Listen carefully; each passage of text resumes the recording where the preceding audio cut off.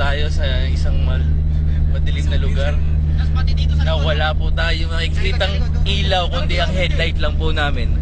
Ito po ang aming mga crew. Yan po, isang kaway nga dyan.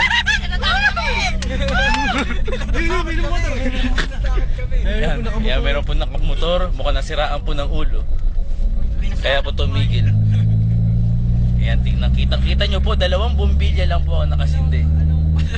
At ang aming mga headlight. Di ba natatakot tayo? Natatakot kami! Natatakot ka ba, Daniel? Wow!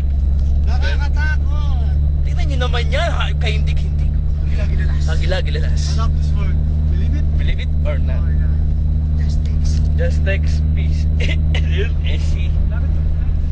AC text. Oh my God. Gagi pa kami makita sa video bigla.